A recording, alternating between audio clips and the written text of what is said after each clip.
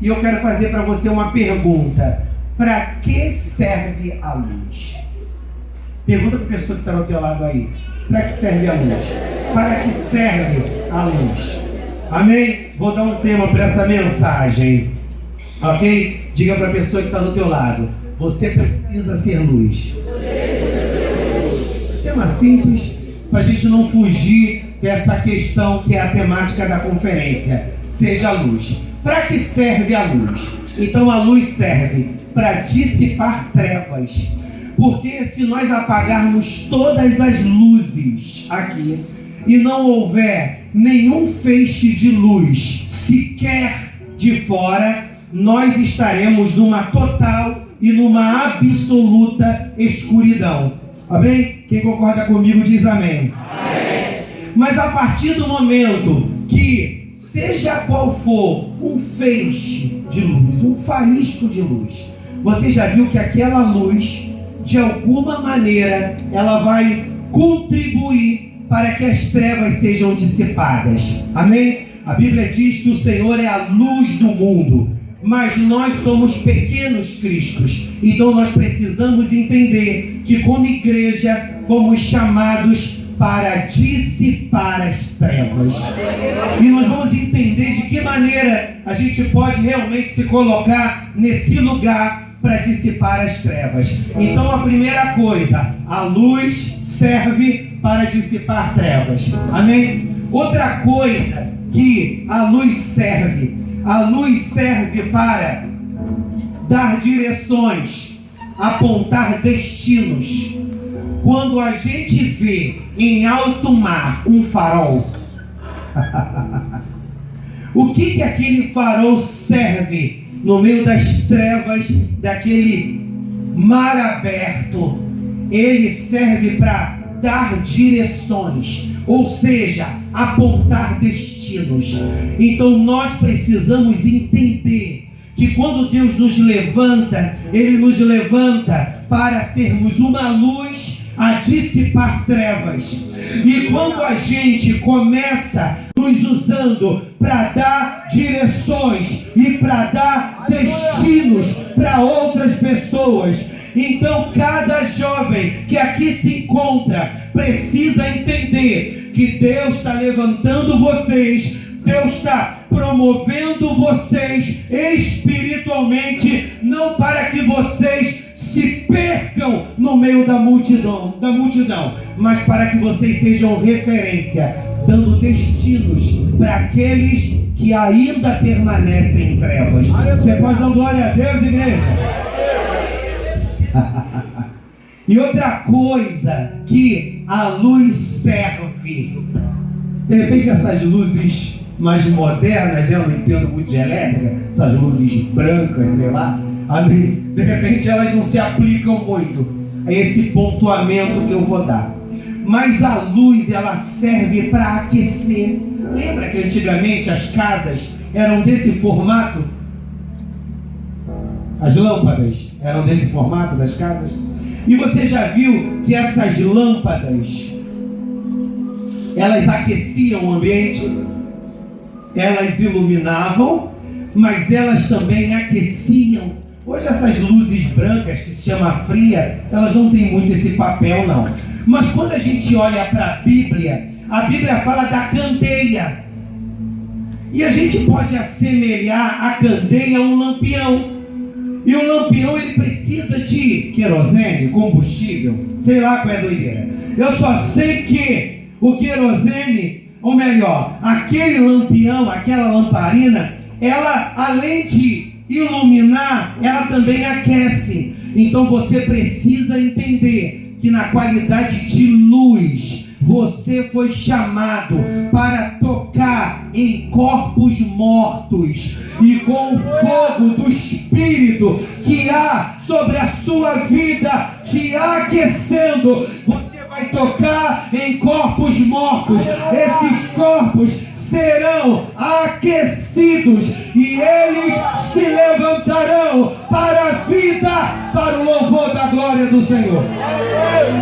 Não foi isso que o profeta fez diante do filho daquela viúva? Amém? Ele colocou mão com mão, boca com boca, cada parte do corpo, amém? Ele deitou sobre o corpo daquele menino, porque profeta tem esses movimentos meio que fantásticos, extraordinários, mas também com uma dosagem de esquisitismo.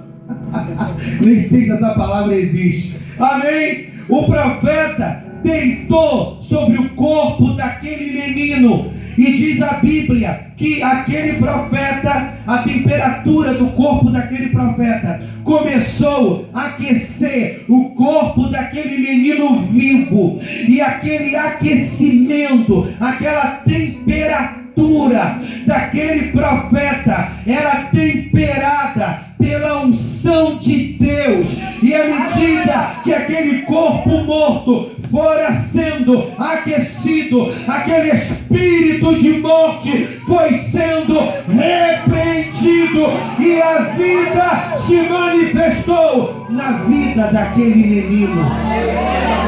Pastor, isso é muito bonito de ser pregado, mas será que isso é possível ser experienciado? Sim, porque o texto que eu li fala de um jovem chamado Daniel.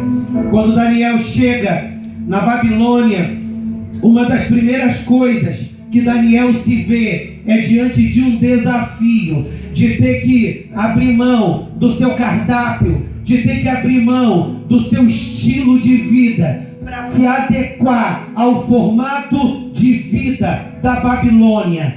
E Daniel, ele cede naquilo que ele percebia que não interferiria no seu relacionamento com Deus, mas aquilo que Daniel entendia que feria o seu relacionamento com Deus, ele não cedeu. Nós precisamos entender, enquanto jovens, nós não somos marcianos, nós vivemos nesse planeta, amém? Existe uma diferença de você ser diferente com um tom de esquisitismo, de esquisito, amém? Durante muito tempo, os evangélicos foram tidos como esquisitos, amém? Mas à medida que a palavra foi trazendo luz para as trevas da nossa ignorância, nós fomos entendendo que Deus não nos chamou para ser esquisito, Deus nos chamou para fazer a diferença.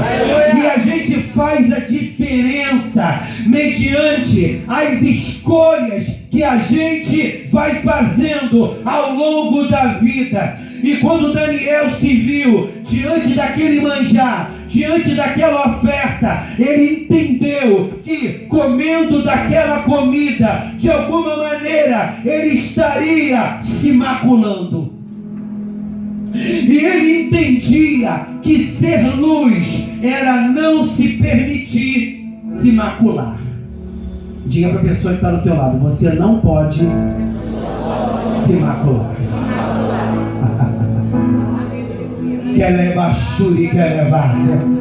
Oh meu Deus, quando que a gente perde essa pureza?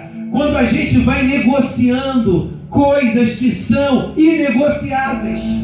Eu achei interessante esse momento no culto, muito diferente, mas eu achei muito diferente, achei interessante esse momento. O jovem adora, né? Eu não sei qual foi a palavra que o Evandro liberou aqui, eu só sei que ele liberou uma palavra, momento do clique, momento do selfie, amém? Aí tudo, eu fiquei me perdido, não entendi um manto, amém? Graças a Deus. Mas eu embalei, fizeram certo, tô rindo, amém? Fica feio, glória a Deus. Eu não sei o que o Evandro falou ali, eu só sei que todo mundo, uma boa parte das pessoas começaram a tirar selfie, fazer selfie, né? Nem sei se é assim que fala, eu sou meio velho. Bendito seja o nome do Senhor. Então a gente aprendeu, a gente registrou esse momento, amém? Legal, diferente, essas coisas são legais. Agora a gente precisa entender que a gente não pode negociar alguns princípios.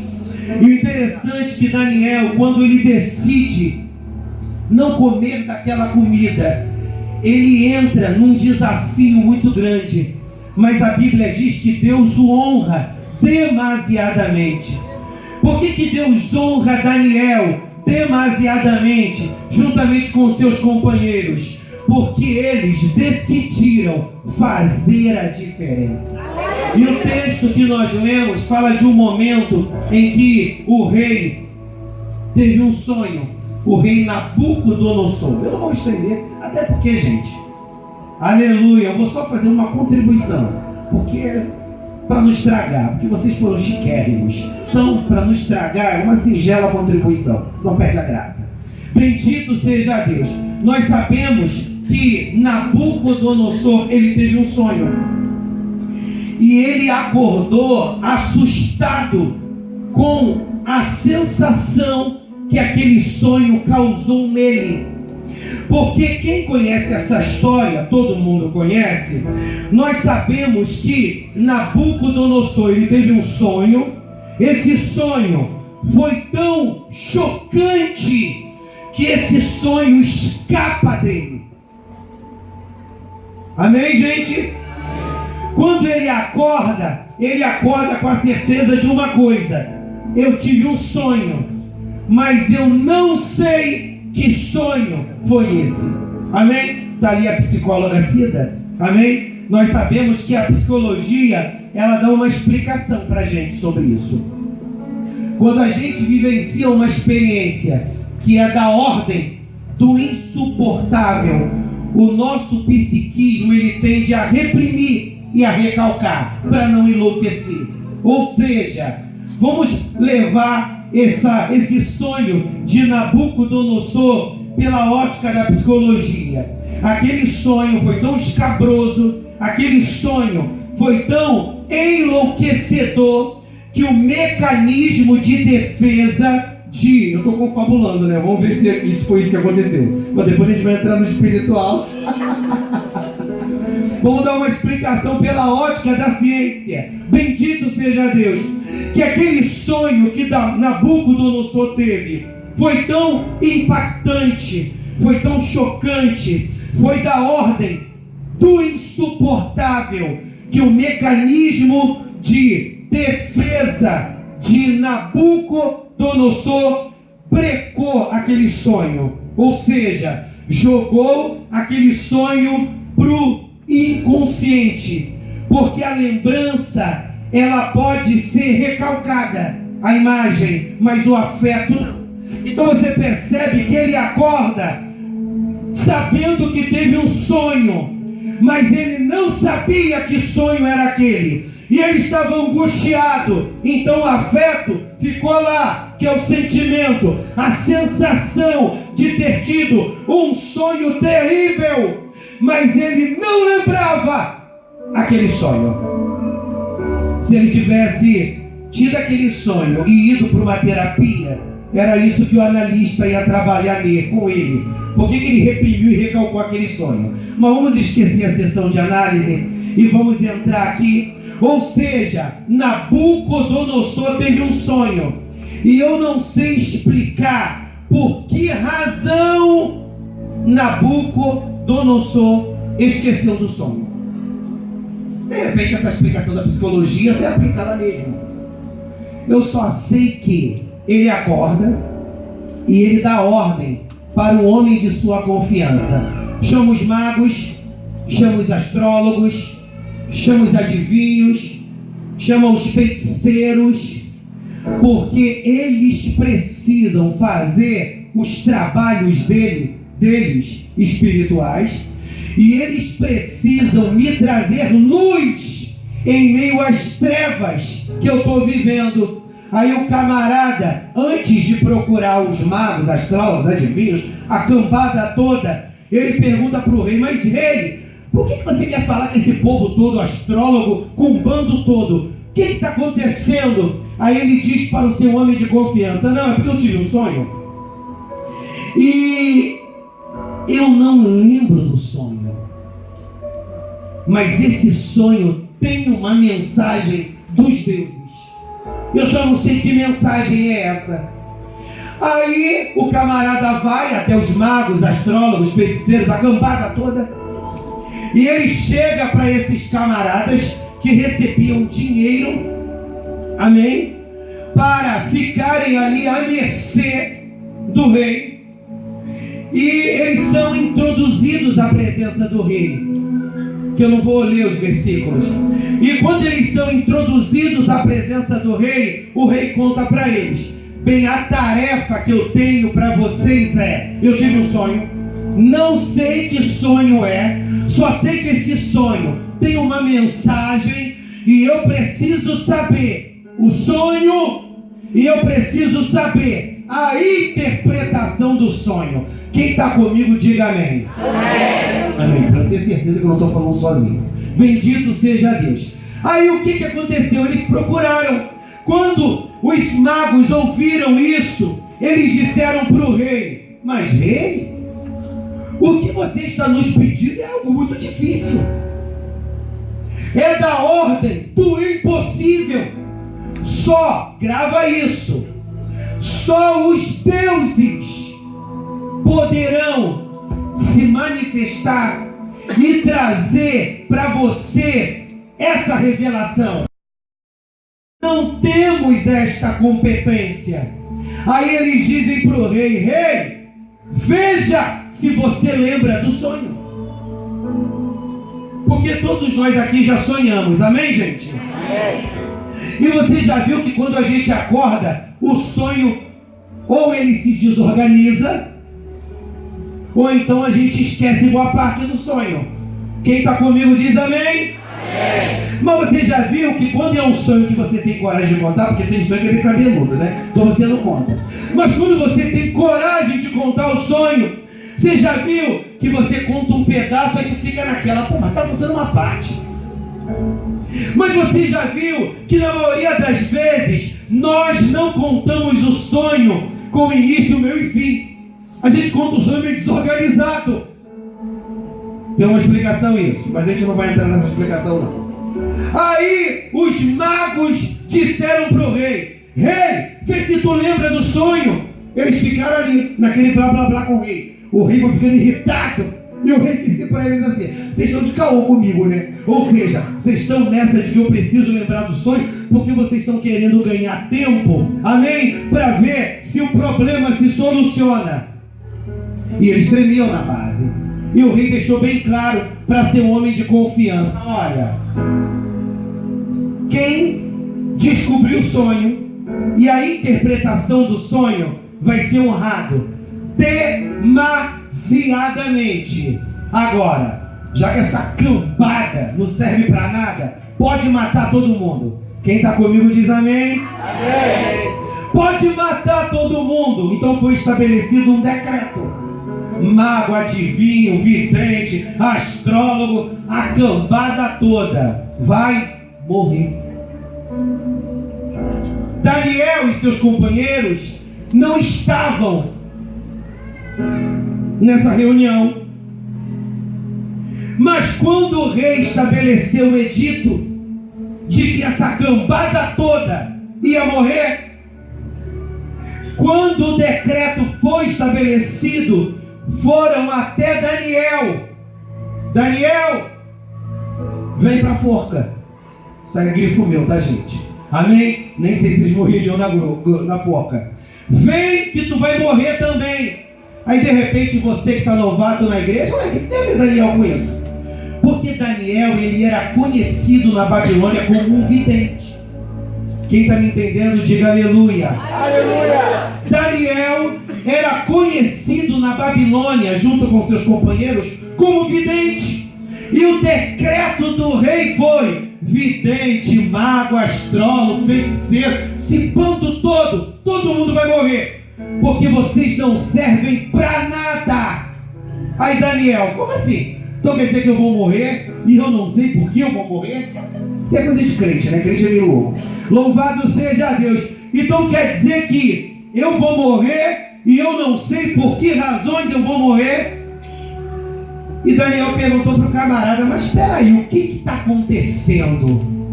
Aí um homem de confiança do rei disse para o rei: olha, o que está acontecendo é o seguinte: o rei teve um sonho, ele não lembra do sonho, ele só sabe que o sonho tem uma relevância muito grande, é muito importante, E ele quer saber o significado desse sonho. Meu irmão, o que o rei estava querendo é algo realmente impossível. O que o rei estava querendo era algo impossível. Eu quero que você entenda, meu irmão, que ser luz é você entrar nessa dimensão espiritual para não viver apenas o aqui e agora, mas para viver o mais adiante. Quando Paulo foi arrebatado, ele viveu uma experiência esplendorosa e ele disse: eu não ousarei descrever o que eu vi e o que eu ouvi, porque eu posso me equivocar. Eu quero dizer uma coisa, meu irmão: o céu é de verdade, o mundo espiritual é de verdade, e hoje Deus te chama para entrar nessa dimensão espiritual. Você sabia que a cruz é um altar? A cruz é um altar. Porque nós sabemos que a cruz foi o lugar do sacrifício. Então a cruz é um altar. E espiritualmente falando, altar, jovens que gostam de filme, vamos lá. E cruz é um altar. E altar é uma porta para uma outra dimensão. Aleluia. Aleluia. Altar é um portal para uma outra dimensão. Diga para a pessoa que está do teu lado: o Senhor está te convidando para entrar numa nova dimensão. Meu irmão, você pode levantar a tua mão e glorificar o Senhor? Porque crente que quer entrar, aleluia, em outra dimensão, tem que estar conectado com a glória. Que levaste na ravácia. Oh Jesus, tu está aqui. E diz a Bíblia que o rei faz esse pedido. O que Daniel poderia fazer se ele fosse um homem comum? Porque o homem natural, ele explica tudo por uma lógica. Ele explica tudo pela lógica do raciocínio lógico. É meio redundante, mas é verdade. O homem natural, ele tem explicação para tudo. O homem natural, ele justifica tudo. O homem natural, ele dá sentido a tudo. Mas o espiritual, meu irmão, ele quer viver aquele momento. Você já viu como a experiência do batismo com o Espírito Santo é sobrenatural? Quem aqui é batizado com o Espírito Santo? Mas tem muita gente que não é. Aleluia! O batismo com o Espírito Santo é uma experiência sobrenatural. Aleluia! Eu lembro que quando eu fui batizado com o Espírito Santo, eu era muito cru na igreja. Eu tinha o que? Acho que uns 3 meses de igreja ou menos, porque já se passaram tantos anos e de vez em quando a gente confunde as coisas. Mas eu sei que foi nos meus primeiros meses de igreja. E a gente foi para um culto jovem. O grupo jovem lá na igreja, que é da igreja que eu fazia parte, a gente foi para um culto jovem de uma outra igreja. E a gente chegou cedo, irmão, eu não conhecia nada de mundo espiritual. Até porque eu não sei nem porque eu fui lá na frente e levantei a mão. Não, sério, não entendi. Bendito seja Deus. O cara fez o apelo, me deu vontade de chorar, minha prima cantou o hino, aleluia. E ele perguntou quem queria aceitar Jesus. E ela chegou do meu lado e falou assim: Henrique, eu estou vendo que você quer aceitar Jesus. Você quer ir lá na frente? Quero. Ele sabia o que eu estava fazendo, meu irmão. Bendito seja Deus. Se você quer aceitar Jesus, orei, a igreja me acolheu. E eu estava gostando de viver aquela onda, não estava entendendo muito bem. Então eu era cru demasiadamente. E a gente chegou numa igreja cedo, ok? E quando a gente chegou cedo na igreja, o que a igreja estava fazendo? 90% da igreja estava orando. De joelho, meu irmão, orando. Foi muito engraçado, eu cruzando na igreja. Quando eu cheguei, quando eu entrei, adentrei, eu já senti um clima diferente. Hoje eu sei explicar o que era, né? Mas naquela época não. Eu já senti um clima diferente. E minha prima, que ele conhece muito bem, a minha prima é muito engraçada, louvado seja Deus. Mas ela é muito esclarecedora para pessoas novas na igreja. E ela falou assim: Henrique, tu vai na igreja, ok? Tudo que você me vê fazendo, você faz. Ou seja, mas o que, Lucimar, por exemplo? Irmãos, parece engraçado, mas é verdade, foi minha experiência. Ela falou assim: se tu vê eu dando glória, aleluia, dá também. Vamos, irmão, o que significa isso? A gente está louvando a Deus. Não fica de boca calado, não, hein? Todo mundo tem que dar glória. Irmãos, foi muito engraçado, mas foi assim mesmo. Aí entrei, senti aquele clima assim poderoso, uma mulher falando uma língua lá que eu nunca tinha ouvido, mas eu achei aquilo fantástico, né? Eu achei aquilo impressionante. Caramba, que maneiro. Mas ao mesmo tempo eu fiquei um pouco com medo. Aí todos os jovens dobraram o joelho. O grupo jovem que estava comigo, todo mundo dobrou o joelho. Aí eu nem sabia por que tinha que dobrar o joelho, mas o que ela tinha falado? Que você me vê fazendo, faça. Então todo mundo dobrou o joelho. Irmão, não é história, é verdade. Está aqui a Eliane, que conhece lá minha família. Aí, ou seja, essa é minha prima que me ganhou para Jesus. Ou seja, aí eu dobrei o joelho, todo mundo dobrou. Aí eu fiquei prestando atenção que todos os jovens que dobraram o joelho comigo estavam dando glória. Aí o que eu fiz? Dei glória também. Irmãos, eu nem sabia o porquê. Eu só sei que estava todo mundo dando glória. Eu dei glória. Glória a Deus, glória a Deus, glória a Deus, glória a Deus, glória a Deus. Claro, não era assim, é mais tímido, né? Eu estou na cara de pau. Eu comecei a dar glória a Deus. Irmãos, Deus tomou um vaso em profecia. Uma irmã que estava lá no culto, hoje eu sei que é profecia, mas naquele dia eu não entendi nada, ok? A minha prima que decodificava a mensagem depois. Aí aquela irmã que profetizou falou para mim que naquele dia eu seria batizado com o Espírito Santo. Mas irmãos, eu não sabia o que era ser batizado com o Espírito Santo. Eu só sei, irmãos, aquele culto foi um culto marcante. Aí levantamos, cantamos, culto, mas aquele culto de glória, irmãos, eu só sei que eu saí de lá batizado com o Espírito Santo. Eu saí, pastor, como é que aconteceu? Você imitou alguém? Irmãos, eu não sei, eu só sei que eu saí de lá falando em línguas. Irmãos, eu estou falando em línguas até hoje. Você pode dar glória a Deus aí, meu irmão? Querebachunarabacaia. Deus está te convidando a sair do natural e entrar por este portal que vai te levar a uma nova dimensão espiritualmente. Quando Daniel recebeu aquele recado, Daniel falou para aqueles homens: eu vou encerrar porque eu quero orar pelos jovens.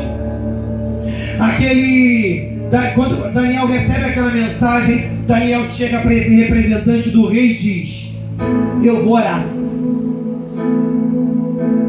Me dá um tempo para eu orar.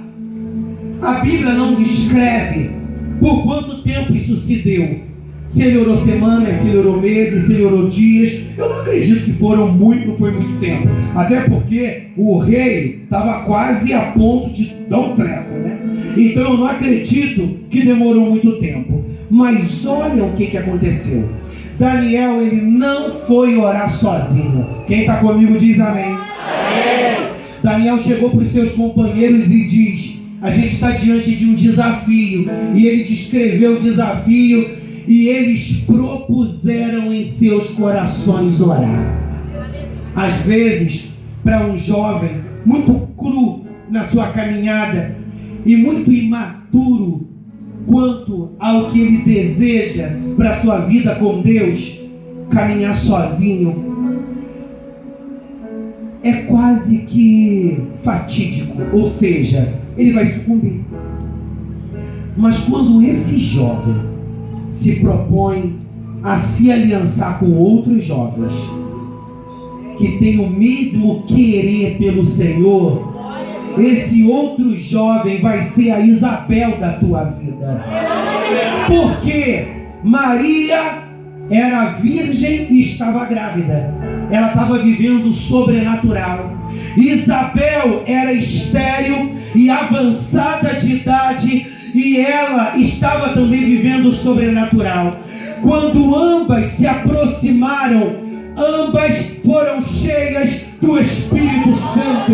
E o escritor diz: bem-aventurada a que creu, porque hão de se cumprir as palavras que da parte palavras do Senhor lhe foram ditas, assim como Daniel aceitou o desafio, mas ele não aceitou sozinho. Se ajuntem não apenas para ensaiar uma peça, se ajuntem não apenas para cantar uma música, se ajuntem não apenas para ir para o shopping, para ir para o cinema, ou sei lá para onde. Se ajuntem para buscar Carabachunarábia, porque o mesmo Deus que se revelou a Daniel é o mesmo Deus que poderá se revelar a vocês. Vocês creem, jovens? Aleluia! E diz a Bíblia que Daniel e seus companheiros oraram. E olha que o rei da Babilônia tentou lançar um jugo sobre a vida de Daniel. Porque qual foi o nome que Daniel recebeu na Babilônia? Beltesazar. E se você ler o capítulo 4, alguma coisa assim de Daniel, diz que Beltesazar era o nome do Deus do rei Nabucodonosor.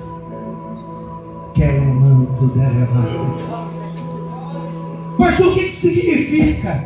Significa que Satanás já conspirava contra a vida de Daniel para lançar sobre ele um fardo, um jugo, uma identidade, uma roupagem para condicioná-lo a uma maneira de viver a vida.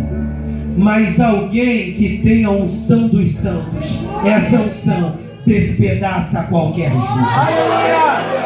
Nós sabemos que o mundo tenta lançar jugos do vício, da imoralidade. Se houver unção de Deus sobre a vida de vocês, como estamos profetizando para que haja, essa unção vai despedaçar qualquer. Mas pastor, e se eu tiver pouca unção, será que vai acontecer alguma coisa? Vai. Porque às vezes, meu amigo, a gente fica nessa, não, mas cigano tem muita unção, pô, a minha unção deve ser pouquinha. O que aconteceu com aquela mulher que Deus falou para Elias que ela o sustentaria? Quando Elias chegou na casa, aleluia, catando os gravetos para preparar lá o rango dela, fazer a fogueirinha e preparar o rango. E o que ela tinha? Senão um pouquinho de farinha e um pouquinho de azeite. Que ela é manto de revácia. O que Elias disse para ela? Tá bom, estou indo embora, vou procurar uma outra pessoa. Pode fazer o bolo, porque Deus vai prosperar nisso daí.